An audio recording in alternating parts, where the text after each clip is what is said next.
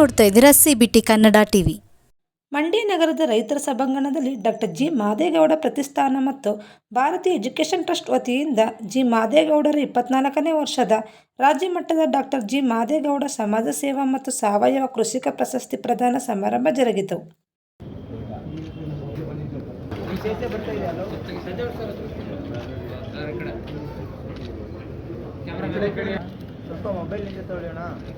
ಮೇಲೆ ಅದರಿಂದ ಮುಕ್ತಿಯಾದ ಕಾವೇರಿ ಹೋರಾಟದಲ್ಲಿ ಕೇಸ್ ಬಿದ್ದಾದ್ಮೇಲೆ ಆದ್ರೆ ತಾತ ಬಹಳ ಭರ್ಜರಿ ನಾವು ಹೋರಾಟಕ್ಕೆ ಹೋಗ್ಬೇಕು ಬರಬೇಕು ಅಂತ ಈಗ ಕಳ್ಳಾಟ ನಮ್ದು ಹೋಗೋದು 1 ಅವರ್ ಕೂತೋದು ಎದ್ದು ಬರೋದು. ಅವರು ಬೆಳಗ್ಗೆ 8 ಗಂಟೆಗೆ ಪೆಂಡಲ್ ಕೆಳಗಡೆ ಕೂತ್ರೆ ಸಂಜೆ 5 ಗಂಟೆವರೆಗೂ ಅವ್ರು ಫೋನ್ ಹಾಕಿ ಇವ್ರು ಫೋನ್ ಹಾಕಿ ಕರಿ ಹೋರಾಟ ಮಾಡುವಂತ. ಇವತ್ತು ಕಾವೇರಿ ವಿಚಾರ ಬಂದಾಗ ಮಾದೇಗೌಡರು ನಮ್ಮ ಜೊತೆ ಇಲ್ಲ ಅನ್ನೋದೇ ನಮ್ಮೆಲ್ಲರ ದುರದೃಷ್ಟ ಮತ್ತು ನಮ್ಮ ಶಕ್ತಿ ಕಡಿಮೆ ಆಗಿದೆ ಅಂತ. ಅವ್ರ ಒಂಥರ ಪ್ಯಾರಲಲ್ ಗೌರ್ಮೆಂಟ್ ಇದ್ದಂಗೆ ಮಂಡ್ಯದಲ್ಲಿ.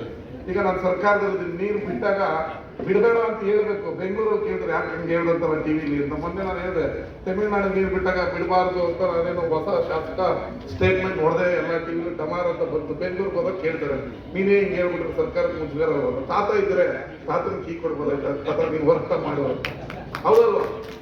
ಹಾಗೆ ಕಾವೇರಿ ಹೋರಾಟ ಇಲ್ಲಿ ಇದು ನಮ್ಮ ದೇಹದಲ್ಲಿ ನಮ್ಮ ರಕ್ತದಲ್ಲೇ ಇರುವಂಥದ್ದು. ಇಂಥ ಸಂದರ್ಭದಲ್ಲಿ ಹಿರಿಯರು ಹೋರಾಟಗಾರರು ಒಬ್ಬೊಬ್ಬರೇ ಕಡಿಮೆ ಆಗ್ತಾ ಇರೋದು ಮಂಡ್ಯದ ದುರದೃಷ್ಟ ಅಂತ ಹೇಳಿದ್ರೆ ತಪ್ಪಾಗಲ್ಲ. ಅವ್ರ ಹೆಸರಲ್ಲಿ ಪ್ರಶಸ್ತಿ ಕೊಡ್ತಾ ಇದ್ದೀರಾ, ಅದಕ್ಕೊಂದು ತೂಕ ಇದೆ. ಇಡೀ ರಾಜ್ಯದಲ್ಲೇ ಮಾದೇಗೌಡರು ಪ್ರಶಸ್ತಿ ಅಂದ್ರೆ ಅದಕ್ಕೊಂದು ತೂಕ, ವ್ಯಕ್ತಿತ್ವ, ಗೌರವ ಇದೆ. ಅದರ ಅನುಗುಣವಾಗಿ ಇವತ್ತು ಇಬ್ರು ಮಹನೀಯರಿಗೆ ಕೊಟ್ಟಿರೋದು ಇನ್ನಷ್ಟು ತೂಕವನ್ನ ಆ ಪ್ರಶಸ್ತಿ ಹೆಚ್ಚಿದೆ. ಅವರಿಬ್ರು ಕೂಡ ಅವ್ರದೇ ಆದ ಕ್ಷೇತ್ರದಲ್ಲಿ ಸಾಧನೆ ಮಾಡಿದಂಥವ್ರು, ಭ್ರಷ್ಟಾಚಾರ ರಹಿತ ರಾಜಕಾರಣ ಮಾಡಿದಂಥವ್ರು. ಅವ್ರು ಹೇಳಿದ್ರು ನಾವೆಲ್ಲ ದುಡ್ಡಿಲ್ಲದೆ ಗೆದ್ದು ಬಂದ್ವಿ ಅಂತ. ದುಡ್ಡಿಲ್ಲದೆ ಗೆದ್ದು ಬಂದೆ ನಾನು ಅಂದ್ರೆ ಜನ ನಗ್ತಾರೆ. ಅದರಿಂದ ನಾನು ಆ ಸಾಲಿನಲ್ಲಿ ಇಲ್ಲ ಅಂತ ಇರೋ ಸತ್ಯ ನಾನು ಮಾತಾಡ್ಬೇಕಾಗ್ತದೆ ಕೆಲವೊಮ್ಮೆ. ಆ ಸಾಲಿನಲ್ಲಿ ಯಾಕಂದ್ರೆ ನಾನು ವಿ ವೈಕುಂಠರಾಜು ಅವರ ಗರಡಿ ಬರೆದಿದೆ. ನನಗೀಗ 40 ವರ್ಷ, 26 ವರ್ಷ ಪತ್ರಿಕೋದ್ಯಮದಲ್ಲಿ. ಮೊನ್ನೆ ಪ್ರೆಸ್ ಕ್ಲಬ್ಗೆ ಓಟ್ ಹಾಕಕ್ಕೆ ಹೋಗಿದ್ದೆ. ನನ್ನೆಲ್ಲ ಸ್ನೇಹಿತರು ಸಿಕ್ಕಿದ್ರು. ನಾನು TV ಚಾನಲ್ ಓನರು ಇರೋದು ಪ್ಲಸ್ ಒಬ್ಬ ಪತ್ರಕರ್ತನಾಗಿ ಫೀಲ್ಡಲ್ಲಿ ಬಂದಿರೋದ್ರಿಂದ ಎಲ್ಲ ವಿಚಾರಗಳ ಅನುಭವ, ಕರ್ನಾಟಕ ಮೂಲೆ ಮೂಲೆ ವಿಚಾರ ಗೊತ್ತಿರೋದ್ರಿಂದ DR ಪಾಟೀಲ್ ಅವರ ವ್ಯಕ್ತಿತ್ವ, ಅವರ ಹೋರಾಟ, ಅವರ ಸಾಧನೆ ಏನು ಅನ್ನೋದು, ಅವರ ನನ್ನ ಬಾಂಧವ್ಯ ಎಲ್ಲಾದರೂ TV ಚಾನಲ್ ಮಾಲೀಕನಾಗಿ MD ಸ್ಥಾನದಲ್ಲಿ ಕೂತಾಗ ಇಡೀ ಕರ್ನಾಟಕದ್ದು ಮೊಬೈಲ್ಗೆ ಬರುತ್ತೆ. ಆದ್ರಿಂದ ಎಲ್ಲಾ ವಿಚಾರಗಳು ನಮ್ಗೆ ಗೊತ್ತಿರುತ್ತೆ. ಏನು ಎತ್ತ ಈ ಊರಲ್ಲಿ ಏನಾಗ್ತದೆ ಹೇಗಾಗ್ತಾ ಇದೆ ಅನ್ನೋದು ವಿಚಾರ ಗೊತ್ತಿದೆ. ನಾನು 17ನೇ ವಯಸ್ಸಿಗೆ ರಾಜು ಪತ್ರಿಕೆಗೆ ಎಡಿಟರ್ ಆದವರು. ಅದನ್ನ ಹೇಳ್ಬೇಕಾದ್ರೆ ಒಂದಿನ ಅದೊಂದು ಬಹಳ ರೋಚಕ ಹೋರಾಟಗಳಿದೆ. ಅದೊಂದಿನ ಯಾವತ್ತಾದ್ರೂ ಫ್ರೀ ಆಗಿದ್ದಾಗ ಕೆಲವ್ರಿಗೆಲ್ಲ ಬರೀ ರವಿ ಮಂಡ್ಯ ದುಡ್ದಿದ್ದ ಬಂದ ಜನ ಖರ್ಚು ಮಾಡಿದ MLA ಆದ ಅಂತ.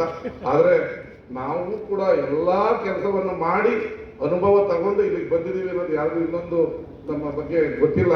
ನಾನು 17 ವಯಸ್ಸಿಗೆ ಪತ್ರಕರ್ತ ಆಗಿ ರಾಜು ಪತ್ರಿಕೆಯಿಂದ 1 ಲಕ್ಷ ಮ್ಯಾಗಝಿನ್ ಎಡಿಟರ್ ಆಗಿ, ರಿಟೈರ್ಡ್ ಆಗಿ, ಓನರ್ ಆಗಿ ಎಲ್ಲ ಮಾಡಿ ರಾಜಕಾರಣಿಯಾಗಿ ಇವತ್ತು ನಮ್ಮ ಮಂಡ್ಯನ ಏನಾದ್ರು ಅಭಿವೃದ್ಧಿ ಮಾಡಬೇಕು ಅಂತೇಳಿ ಇಲ್ಲಿ ನಿಂತಿದ್ದೀವಿ. ಇವತ್ತು ಮಾದೇಗೌಡರ ಹೆಸರನ್ನ ಅವ್ರು ಹಾಕಿಕೊಟ್ಟ ಹಾದಿಯನ್ನ ನಮ್ಮ ಅಣ್ಣ ಮಧು ಮಾದೇಗೌಡರು ಮಾಡ್ತಾ ಇದ್ದಾರೆ. ಅವರೊಂದು ಗಾಂಧಿ ಭವನ ಕಟ್ತಾ ಇದ್ದಾರೆ. ಅದಕ್ಕೆ ನಾನು ಅವರು ಮೊನ್ನೆಯಿಂದ ಕೇಳ್ತಾ ಇದ್ದಾರೆ ನಾನು ಅನುದಾನ ಹಾಕ್ತೀನಿ ಅಂತ.